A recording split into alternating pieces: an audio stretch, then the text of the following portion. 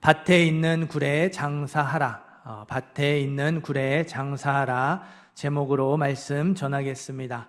한 아버지가 있었어요. 5남매를 자녀로 둔 아버지였는데요. 잘 키워서 이렇게 5남매 모두 결혼을 시켰습니다. 5남매가 이렇게 단란한 가정을 꾸리며 이제 안정된 삶을 살기 시작했어요. 한시름 놓은 거죠. 하지만 5남매를 키우느냐고 너무 고생해서 그런 걸까요? 건강이 갑자기 안 좋아졌어요. 긴장이 풀려서 그런 건지, 너무 고생한 것이 이제 이렇게 쌓였다가 나타나서 그런지 하루가 다르게 몸이 약해져 가기 시작했어요. 오래 살지 못한다는 걸 아버지가 깨닫고요. 자녀들을 불러 모았습니다. 사위 며느리까지 다 오라고 그랬어요. 이제 앉혀놓고 말을 합니다. 이 애비가 너희들 키우느라 빚을 좀 졌다. 7억 정도 되는 것 같구나. 내 몸이 이러니 너희들이 갚아줘야겠다. 여기 종이에다 얼마씩 갚겠다는 금액을 적어라. 자녀들이 깜짝 놀랐어요. 아버지가 빚이 있었다라는 걸 처음 듣거든요. 빚이 없는 줄 알았는데 이제 잘 우리 키우고 이제 노년의 삶을 평안하게 살아가실 줄 알았는데 뭐 엄청난 빚이 있다니까 얼마나 놀라요. 머릿속이 복잡해졌죠. 부부끼리 귓속말 하기에 바빴습니다. 얼마를 적어야 할지 계산을 하는 거죠. 5가정에 7억입니다. 얼마씩 적으면 될까요? 1억 2천. 5가정이 공평하게 1억 2천씩 적으면 돼요. 형편이 좋지 않았던 셋째 가정이 이제 금액을 적습니다. 5천만 원. 이게 이제 기준점이 되는 거죠. 제일 어려운 가정에서 5천만 원 적었어요. 비교적 형편이 넉넉했던 나머지 가정들이 차례로 금액을 적습니다. 1,000만 원, 1,500만 원, 2,000만 원, 2,500만 원. 넉넉한데도 더 많이 안 적은 거죠. 5가정이 적어낸 금액을 합치니 공교롭게도 1억 2천. 한 가정이 감당해야 될 금액이 5가정이 합친 금액이 된 거예요. 7억 빚을 갚기에는 턱없이 모자랐겠죠? 얼마 후에 아버지가 다시 자녀들을 불러 모았어요. 이 애비가 재산을 정리해보니 7억 정도 되더구나. 내가 죽으면 너희들끼리 유산 가지고 싸움질 하다가 관계를 끊을 것 같아 테스트했다. 지난번에 너희가 적은 액수의 3배를 지금 주마. 이걸로 너희들에게 줄 유산은 끝이다. 나머지는 내가 알아서 할 테니 그리 알아라. 부디 싸우지 말고 사이좋게 지내라. 자녀들이요, 뒤늦게 후회했지만 소용이 없었어요. 형편이 좋지 않았던 셋째 가정, 5천만 원을 적었던 셋째 가정만 받을 몫보다 더 많이 받고 나머지 가정들은 받을 몫보다 훨씬 적게 유산을 받게 됐죠. 오늘 말씀에도요, 한 아버지가 나와요. 돈을 유산으로 물려주는 것은 아니지만 돈보다 귀한 믿음을 유산으로 물려주는 아버지가 나와요. 야곱입니다. 29절 말씀 한 번 더 읽어볼게요. 29절 읽습니다. 그가 그들에게 명하여 이르되 내가 내 조상들에게로 돌아가리니 나를 햇사람 에브론의 밭에 있는 굴에 우리 선조와 함께 장사하라. 아멘. 야곱이 12아들에게 유언을 남기죠. 이제 요 말씀은 죽기 직전에, 그 마지막 번에 그 33절에 보면 이 말을 마치고 숨을 거두고 이렇게 죽었다고 나오죠. 그러니까 죽기 직전에 한 말이에요. 유언으로 죽기 직전에 이런 말을 남기죠. 햇사람 에브론의 밭에 굴이 있는데 그 굴에 우리 선조들이 장사되어 있으니 나도 거기에 장사해줘라. 거기 묻어줘라. 아브라함과 사라, 이삭과 리브가 그리고 레아가 묻혀 있는 곳에 나도 묻히고 싶다는 유언이에요. 우리로 치면 고향에 있는 선산에 묻어달라는 거죠. 요즘은 이제 선산이 점점 줄어들고 납골당으로 대신하지만 그 선산, 그 조상들의 묘가 있는 거기에 나도 내 자리 있으니까 거기 묻어달라는 거예요. 선산이 있는데 선산 말고 다른데 그 부모를 이렇게 장례를 치를 자녀가 없죠. 당연한 말처럼 들려요. 경기도 파주에요. 동화경무공원이라고 있어요. 공원이라고 여러분이 생각하시는 그런 공원 아니에요. 공동묘지, 납골 땅입니다. 임진강 가까이에 있고요. 강 건너편으로 북한 땅이 보여요. 그러니까 북한에 고향을 두고 온 실향민들이 죽어서 묻히는 곳이죠. 그래서 거기 가면요, 뭐 함경북도, 함경남도, 평안남도, 평안북도, 뭐 황해도 이렇게 그 구역이 정해져 있어요. 그리고 그 출신들이 거기에 이렇게 묻혀 있습니다. 그 가고 싶지만 갈 수 없는 그 고향이 너무너무 그리워서, 너무너무 가고 싶어서 죽어서라도 고향이 보이는 곳에 묻히고 싶다는 거죠. 고향을 그리워하는 실향민들의 마음을 알 수 있어요. 야곱이 그렇게 고향이 그리워서 지금 애굽에 살고 있잖아요. 고향을 떠나서 애굽에서 있어요. 그러니까 고향이 가고 싶어서 고향 그리운 마음에 이런 유언을 남긴 게 아니에요. 선산이 아닌 다른 곳에 묻을까 봐 걱정이 되어서 이렇게 유언을 남기는 것도 아닙니다. 만약에 그런 마음으로 유언을 남겼다면요, 오늘 말씀이 성경에 기록되지 않았을 거예요. 그냥 야곱이 147세의 나이로 죽었다거나 야곱이 헤브론 땅에 묻혔다거나 이렇게 기록이 되었을 거예요. 그런데 이렇게 유언이 남겨 있는 건 다른 이유가 있다는 거죠. 창세기 47장에 보면요, 오늘 말씀과 똑같은 내용이 나옵니다. 나를 애굽에 장사 지내지 말고 조상의 묘지 가나안 땅에 장사해라. 요셉에게, 야곱이 요셉에게, 애굽의 총리 대신 요셉에게 맹세를 받아요. 계약서에 도장을 찍듯이 아버지가 아들에게 맹세를 받아냅니다. 창세기 47장과 49장 두 번에 걸쳐서 야곱의 유언이 반복되어 기록되어 있습니다. 다른 이유가 있다는 거죠. 유언은 마지막으로 남기는 말이에요. 아무 말이나 유언으로 남기지 않죠. 정말 중요한 말, 꼭 전해줘야 하는 말, 자녀들이 마음에 간직했으면 하는 말을 유언으로 남기죠. 야곱이 12 아들에게 그 장소가 얼마나 중요한지 알려주고 싶었어요. 그 장소를 절대 잊지 않도록 유언으로 남기는 거예요.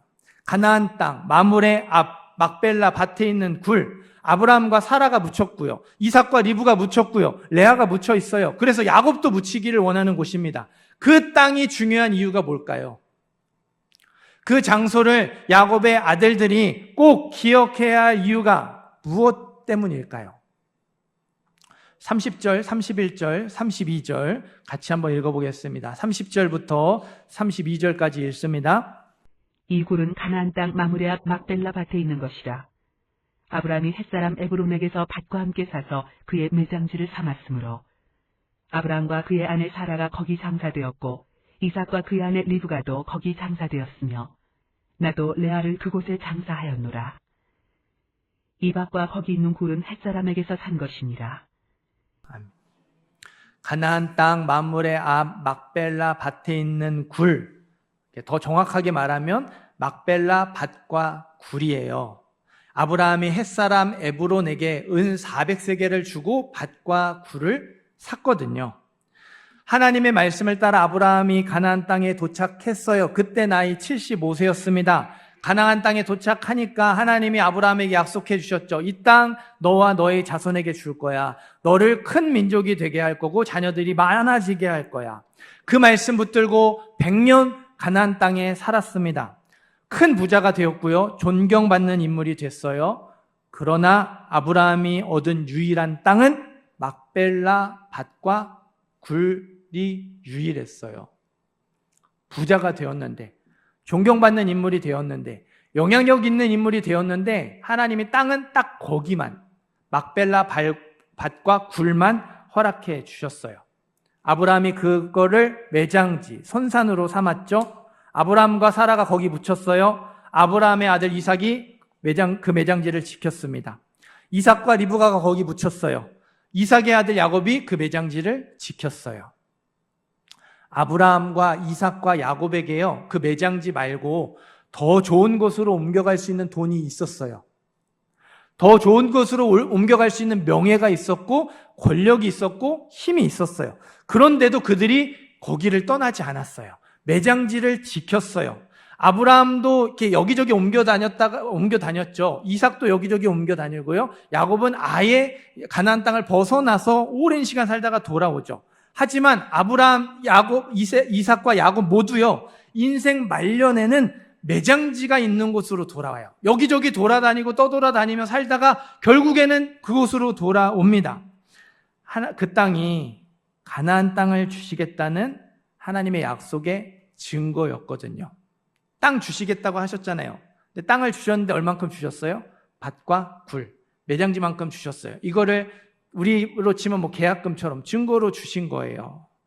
아브라함이 평생 붙들었던 약속을, 그리고 그 증거를 이삭에게 믿음의 유산으로 물려줍니다. 이삭이 그 약속과 유산을 평생 또 붙들고 믿음으로 살다가 야곱에게 믿음의 유산으로 물려줬어요. 야곱이 우여곡절 끝에 하나님의 약속을 믿음으로 붙들게 됐죠. 믿음의 유산을 물려받았어요. 이제 그거를 아들들에게 물려줘야 돼요. 야곱이 묻어달라고 했던 선산은요, 약속의 증거였고요, 또 믿음의 유산이었어요. 문제는 야곱의 아들들의 상황이었습니다. 야곱의 자녀들이 어디에 살고 있어요? 제가 아까 잠깐 말씀드렸는데 애굽에 살고 있어요. 가나안 땅에 살고 있지 않고 애굽에 살고 있었습니다. 가나안 땅을 기억하지 않아도 좋을 상황, 그 조그만 밭과 굴을 바라보지 않아도 충분히 좋은 상황에서 살고 있었어요. 야곱의 자녀들 입장에서 생각해 보겠습니다. 7년 동안 큰 흉년이 있었어요. 먹을 걸 구하기 위해서 애굽에 내려왔다가 요셉을 만났습니다. 죽었다고 생각했던 요셉이요, 애굽의 총리 대신 2인자가 되어 있었어요. 지난날의 잘못을 사과하고 요셉과 화해합니다. 물론 요셉이 먼저 용서의 손길을 내민 거죠. 그래도 이 형들이 내가 그때 너를 팔아서 미안하다 사과하고 화해합니다. 요셉의 도움으로 물과 풀이 넉넉한 고센 땅에 정착을 해요. 총리 대신의 가족이라는 든든한 배경 속에서 아무 걱정 없이 살 수 있는 길이 열렸어요. 눈치 보며 살 일이 없어졌죠. 이리저리 떠돌아다니며 고생하지 않아도 돼요. 물과 풀을 찾기 위해서 애쓰거나 수고하지 않아도 됩니다. 지긋지긋한 떠돌이 생활을 청산하게 됐어요. 평안하고 안정된 삶을 누리게 됐어요. 이보다 더 좋을 수 없죠. 그렇게 살아온 시간이 17년입니다. 몇 년이라고요? 네, 17일이 아니에요. 1년 7개월도 아닙니다. 17년 동안 먹고 싶은 거 먹고 하고 싶은 것 하고 마음껏 누리며 살았어요. 평안하고 안정된 삶을 원하는 대로 이렇게 다 누리며 살았어요. 야곱의 자녀들이요, 가나안 땅으로 다시 돌아가고 싶었을까요? 여러분이 지금 살고 있는 곳, 여러분이 지금 처한 삶의 환경을요, 가나안 땅이라고 생각해 보세요. 하루하루 힘겹게 살아가고 있어요. 어떤 가정은 돈 때문에 힘들어하고, 어떤 가정은 건강 때문에 힘들어하고, 어떤 가정은 관계 때문에 힘들어합니다. 가정마다 눈치 보는 어려움이 있고요, 고생하는 어려움이 있어요. 애쓰고 수고하는 어려움이 있죠. 제발 좀 해결되었으면 하는 지긋지긋한 문제들이 있어요. 그래도 이 공동체를 통해서, 이 교회 공동체를 통해서 은혜 받으며 하루하루 버텨내고 견뎌내고 있어요. 공동체의 도움으로, 여러 사람들의, 성도들의 도움으로 하나님을 붙들며 믿음으로 살려고 몸부림치고 있어요. 그런데요, 국무총리실에서 연락이 와요. 재벌 CEO 비서실에서 연락이 옵니다. 알고 보니까 우리가 먼 친척이었대요. 그래서 갑자기 돈이 생기고 명예가 생기고 권력이 생겨요. 서울 강남으로 이사를 갑니다. 서울 강남에 대형 교회들, 좋은 교회들 많죠. 굳이 우리 교회 올 필요가 없어요. 교회도 옮겨요. 편안해지니까 여기 있을 때처럼 간절하게 신앙생활이 안 되겠죠. 그래도 될 수 있으면 예배는 빠지지 않으려고 해요. 그렇게 17년의 시간이 흘렀어요. 가족 중 한 사람이 이렇게 말합니다. 부성교회에 있을 땐 그래도 신앙생활 열심히 했었는데 그때가 그립네. 다시 그 시절로 돌아가고 싶네. 여기 정리하고 돌아가면 안 될까? 여러분이라면 정리하고 돌아오시겠어요? 전 안 돌아와요. 네. 당연히 돌아가고 싶지 않을 거예요.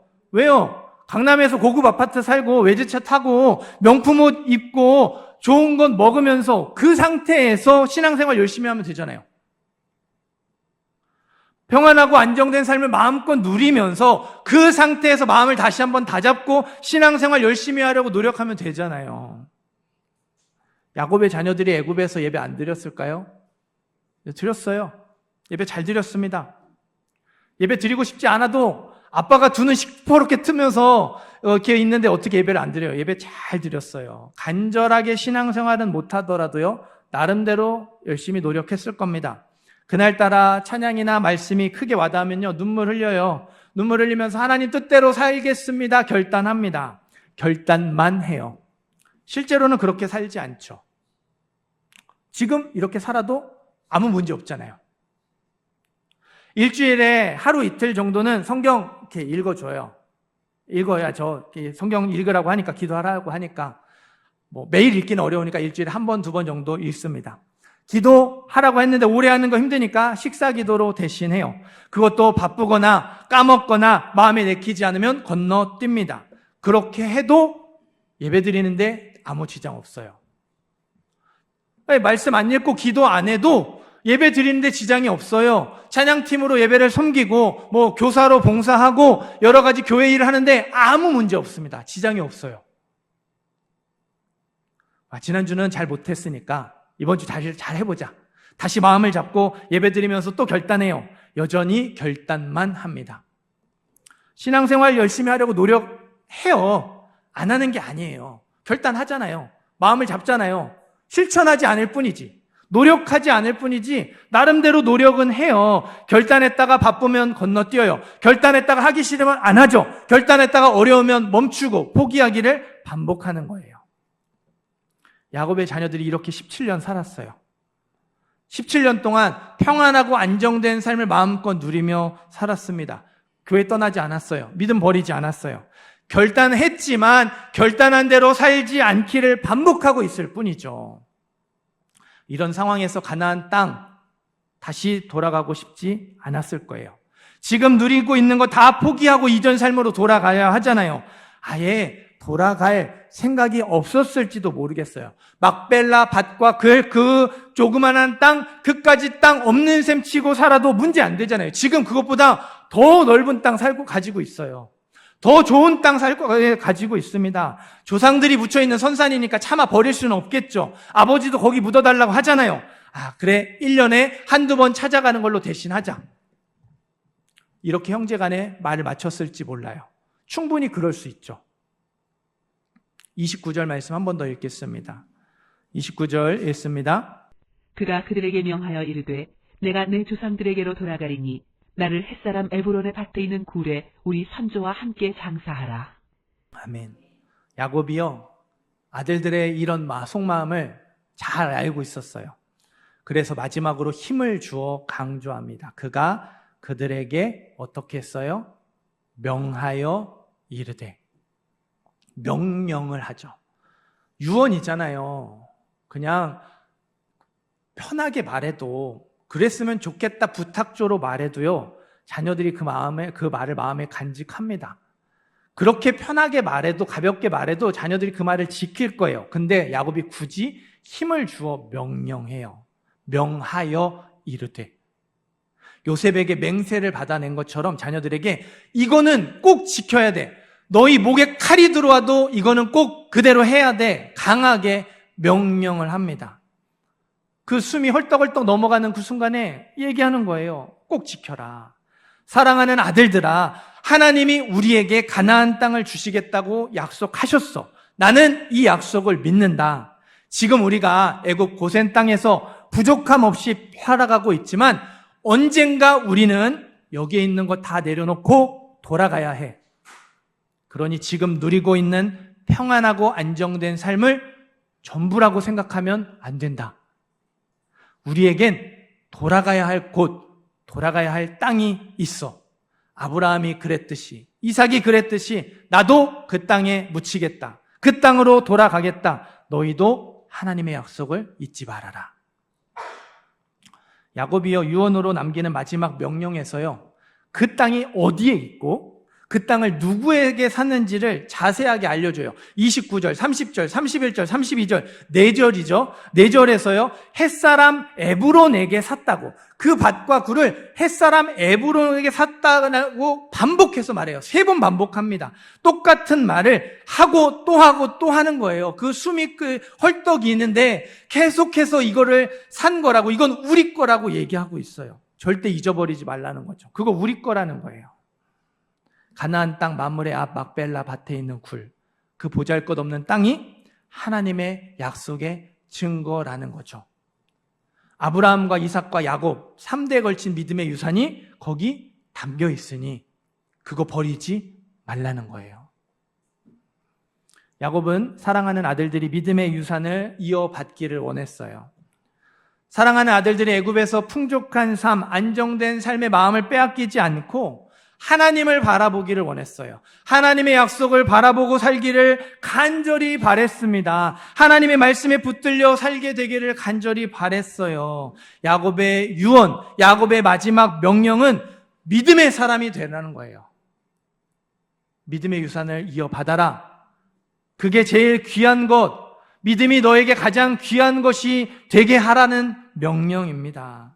언제 어떻게 하나님의 약속이 이루어질지 모르겠죠. 그 약속이 이루어지지 않아도 괜찮은 삶을 살고 있어요. 그래도 그게 어떻게 이루어질지 몰라도, 그리고 그것과 상관없이 그게 없어도 너에게 문제가 되지 않아도 그거 붙들어라.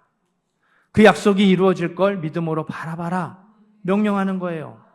사랑하는 성도 여러분, 저와 여러분이 살아가면서 꼭 붙들어야 할 믿음의 약속이 무엇입니까?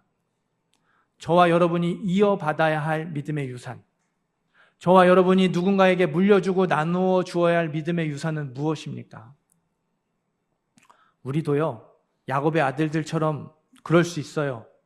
믿음의 유산이 작고 초라해 보일 수 있습니다. 그 하나님의 약속이 눈앞에 있는 현실보다 작아요. 그래서 나의 삶이 더 크고 더 세상의 그 부요함이 더 좋게 보일 수 있어요. 정말 정신없이 바쁘게 돌아가는 일상 속에서 하나님 생각 안 하고 하나님의 약속 놓치고 그렇게 세상 일에 빠져 살아갈 수도 있어요. 이루어질 것 같지 않잖아요. 여러분이 5년, 10년, 오랜 시간 기도했잖아요. 안 들어주실 것 같아요. 또 들어주시면 좋지만 또 아니면 어쩔 수 없고 그렇게 그런 마음으로 살아가는 모습도 있을 거예요. 우리가 믿음 버리겠다는 거 아니잖아요. 그냥 그거 없는 셈 치고 살고 싶다라는 거죠. 여러분, 그렇게 되면 안 돼요. 하나님의 약속이 반드시 이루어집니다. 믿으세요? 정말로 믿으세요? 믿음의 유산은 우리가 반드시 붙들고 살아가야 할 귀한 거예요. 반드시 이어받아야 하고요. 반드시 물려주고 나눠 주어야 하는 아주 귀하고 소중한 거예요. 정말로 그렇게 생각하시나요? 무엇 하나 내세울 것 없는 평범한 삶이 저와 여러분의 삶이에요. 평안하고 안정된 삶과는 거리가 멉니다. 그래서 우리의 삶이 가치가 없다고 생각할 때가 많아요. 그래서 우리의 삶이 불행하다고 생각할 때가 많습니다. 그러나 그 삶 곳곳에 하나님의 은혜가 깃들어 있어요. 하나님이 도와주시고 하나님이 인도해 주신 손길이 있어요. 그거를 보고 우리의 믿지 않는 가족들이, 우리의 주변에 있는 사람들이 그런 우리의 모습을 보고 하나님을 알게 된다면 그들의 인생이 어떻게 될까요? 그들이 우리와 함께 이 자리에서 뜨겁게 하나님을 예배하게 된다면 우리의 마음이 얼마나 기쁠까요? 그 하나님을 모르던 사람들이 내 모습을 보고, 별것 없는 내 모습을 보고, 내 삶 속에 숨겨진 하나님의 모습을 보고 인생의 어려운 순간마다 하나님께 엎드려 간절하게 기도하게 된다면 여러분의 마음이 어떻겠습니까? 저와 여러분의 가정이, 우리 부성교회가 지금보다 더 하나님 원하시는 모습으로 변하게 되는데요, 그 일이 평안하고 안정된 삶보다 하나님의 약속을 붙들었던 나를 통해서 일어난다면, 내 가정이 아름답게 변화되어지고 우리 교회가 아름답게 변화되어지는 일이 평안하고 안정된 삶을 선택하기보다 하나님을 선택하는 그 삶을 붙들었던 나를 통해서, 바로 나를 통해 그 일이 이루어진다면 여러분의 마음이 어떻겠어요? 믿음의 유산을 이어받아서 어떻게든 물려주고 나눠주려고 몸부림쳤던 나를 통해서 그런 일들이 일어난다면 여러분, 그것만큼 가치 있고 보람된 일이 또 있을까요? 그게 우리가 드릴 수 있는 가장 귀한 열매예요. 뭐 이렇게 TV 같은 데 나와서 하나님께 영광을 돌립니다. 그게 하나님께 영광을 돌리는 게 아니고요. 우리의 삶을, 별것 없는 우리의 삶을 보고 누군가가 하나님을 떠올리게 되는 것. 별것 없는 우리의 삶을 보면서 우리처럼 믿음으로 살아가기를 선택하게 되는 것. 그게 우리가 드릴 수 있는 최고의 열매. 가장 귀한 영광입니다. 오늘 말씀을요, 안정되고 평안한 삶을 살면 안 된다는 메시지로 오해하지 마세요. 평안하고 안정된 삶에서도 간절하게 신앙생활할 수 있어요. 부자가 되고 성공해서도 하나님의 약속을 붙들 수 있고요. 존귀한 자리에서도 믿음의 유산을 물려줄 수 있어요. 오늘 말씀의 핵심은 평안하고 안정된 삶을 전부로 생각하지 말라는 거예요. 평안하고 안정된 삶이 여러분의 목적이 되면 안 되고, 평안하고 안정된 삶이 여러분이 하나님을 믿는 목적이 되면 안 된다는 거예요. 평안하고 안정된 삶을 전부로 생각하는 사람, 평안하고 안정된 삶을 살고 싶어서 하나님을 믿는 사람, 상황에 따라 하나님과 멀어졌다가 가까워졌다를 반복하겠죠. 상황이 어려우면 하나님 도와달라고 매달려요. 하나님을 찾죠. 하나님과 가까워집니다. 그래서 하나님 은혜 베풀어 주세요. 상황이 좋아졌어요. 하나님을 찾지 않죠. 하나님과 멀어져요. 원하는 거 이뤘잖아요. 목적을 이뤘잖아요. 그렇게 사는 거예요.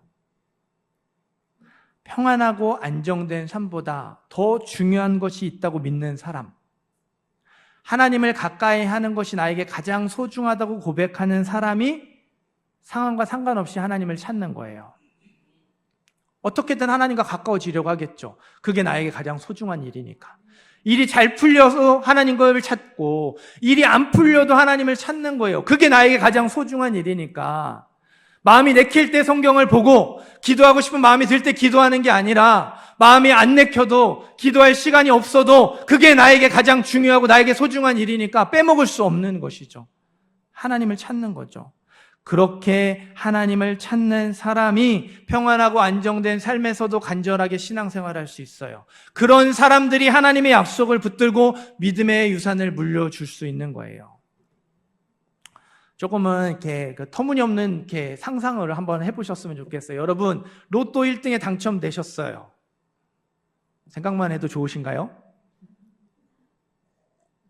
몇백억이 되는 당첨금이 이제 내 손에 들어옵니다. 근데요, 당첨금을 받으러 가기 하루 전날 밤에 하나님이 찾아오셔서 말씀하세요. 너 천국 가자. 여러분, 뭐라고 대답하시겠어요? 네 라고 대답하시겠어요? 하나님, 지금이요? 이렇게 되겠죠. 그거예요. 순서가 바뀌지 말라는 거예요. 하나님을 가장 소중하게 여기는 사람은 어떡할까요? 그 순간에 네 라고 대답할 수 있어요. 그 당첨금이 아깝지 않아서가 아니라 그것보다 더 소중한 분이 하나님이기 때문에, 더 소중한 존재가 하나님이기 때문에 아깝죠, 아쉽죠, 써보지도 못하니까 얼마나 아쉬워요. 그러나 하나님이 가자라고 하시니까 네, 더 좋은 천국에 갈게요 라고 대답하는 거예요. 근데 순서가 바뀐 사람은 거기서 네라고 대답 못해요. 나 이거 쓰고 가고 싶어요. 나 누리고 가고 싶어요.